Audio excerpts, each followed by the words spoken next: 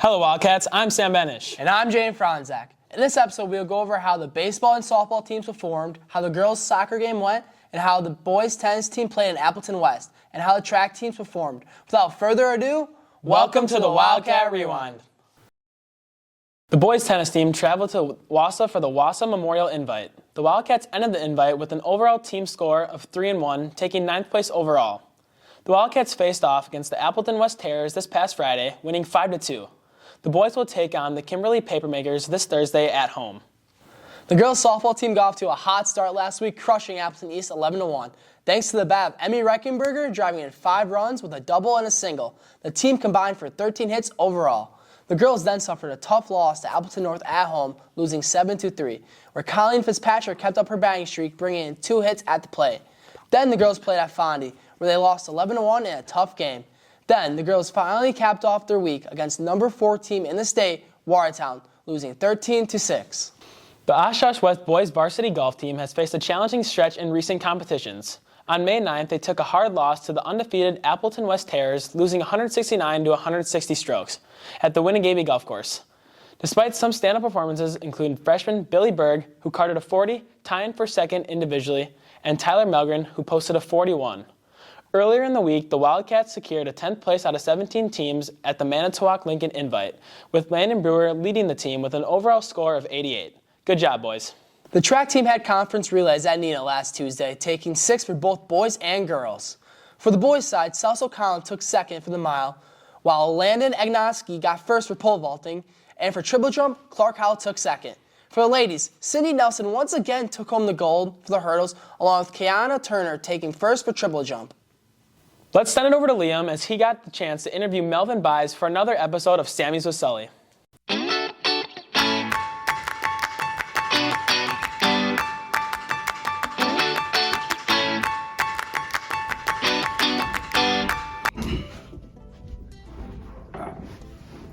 Hello Wildcats, I'm Liam Sullivan and welcome back to another episode of Sammy's with Sully.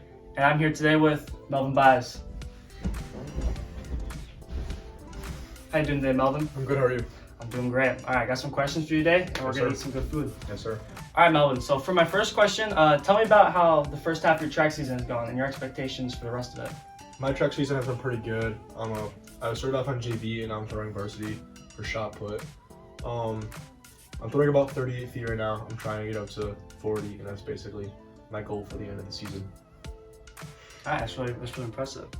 All right, so obviously you don't do a winter sport anymore since you quit basketball, and obviously you have that summer off season between track and football. So what do your plans look like in between those two? Really just lift. I'm really gonna try and get pretty strong pretty quick for the football season. I'm gonna try and go to a good amount of football camps, try to get better, and just overall have better chances to play college football. That's basically my summer plans this year. Gotta do whatever it takes to try to guard me. All right. All right, and for my last question, so you played a little bit of varsity last year, and obviously you're coming in with the expectations, I imagine, of being a varsity starter. What are your expectations for yourself and your team this season? My expectations for myself is probably just to become like an honorable mention all-conference linebacker. That's my main goal.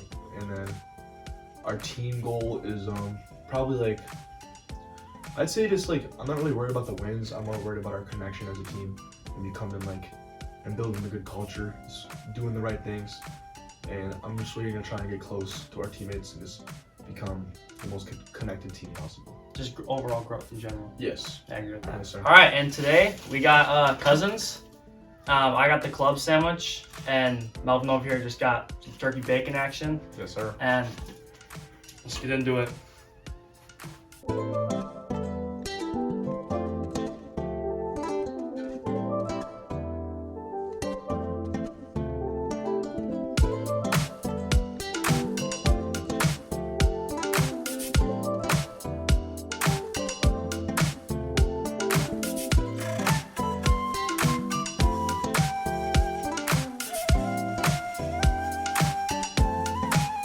All right, so I thought that was pretty good. I mean, overall, I thought it was a pretty good sandwich. You opened it up, real nice and pretty. You know, compared to Jersey Mike's, I thought Jersey Mike's was a lot more greasy and oily.